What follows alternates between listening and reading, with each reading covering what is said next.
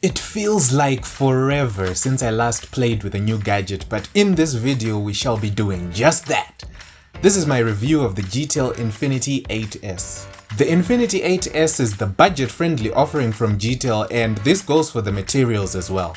The phone has a plastic body with some design lines giving the impression that it has a metal frame and a glass back. The camera array on the back is pretty familiar, though it instead has a 13 megapixel camera and two 2 megapixel cameras. It's a very clean look and I can easily reach the fingerprint.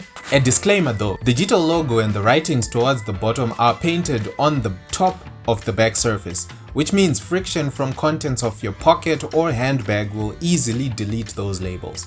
The back itself is plastic, as I said earlier, meaning it will very easily get scratched up pretty bad. But they did include a clear case in the box which can help you solve both problems.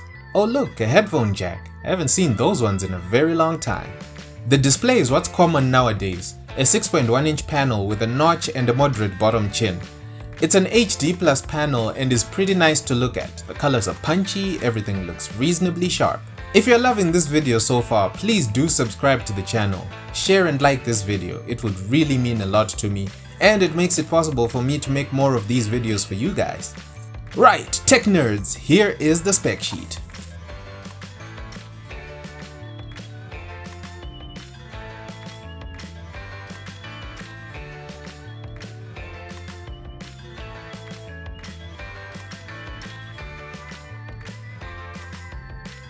GTeL really reduced the number of pre-installed apps to the bare minimum. Most apps are Google-owned apps, with GTeL only contributing a children's space app to the bloatware.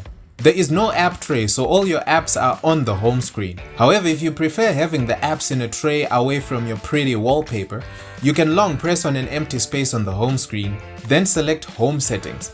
Here you can click on Desktop Mode, select Default, and the apps are all tucked away behind a simple swipe from the bottom up. What I find funny is that the option named Default is not the option that is set as a default when you open up the phone, or when you set it up. Something I would like to nitpick that you might not be able to see on camera is ghosting when you're scrolling through stuff. All this means is when you're scrolling, the faster you scroll, the blurrier everything looks. It was a bit annoying for me, but it's something that you can easily get used to. The Infinity 8S also gets some Android 10 perks like dark mode and the ability to share Wi-Fi passwords using QR codes and gesture navigation, where you can remove the bottom buttons and navigate the phone using gestures. The beefy battery in this phone provides some really spectacular battery life. In my endurance test, it only suffered a 40% battery drain after an hour each of video recording, video streaming and gaming, all at maximum screen brightness. It's a whole day battery life for a smartphone loving teenager, or even a 2-day battery life for the typical mom or dad that checks their phone 2 times a day. Now for the main event, the cameras. Cameras on the Infinity 8S are fine. Images are reasonably detailed with good sharpness and color. During the day, the autofocus is amazing, better than what I was expecting, to be honest.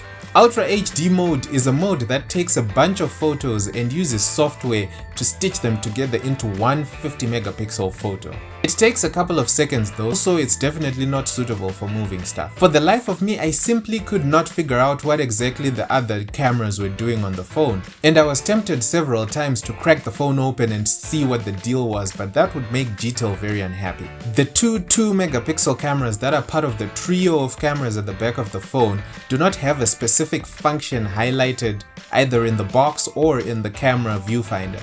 But the true highlight of the camera, a life hack if you will, if you want to take photos that pop, you need to turn on AI using this button over here.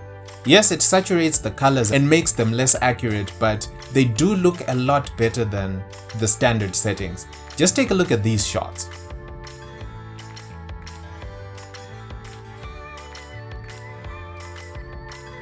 So now that we know what it can do and cannot do, let's talk about price. The Infinity 8S is going for $130 US, which makes its competition the Xiaomi Redmi 7 and the Samsung Galaxy A10s. For a device making its way lower down the food chain, it looks like a really good value. So to sum it all up, cameras are fun in good light, the battery is everlasting, the software experience is better than expected, and the box starts you off with all you need to get you running. Thanks a ton for watching. I'll see you around. Goodbye.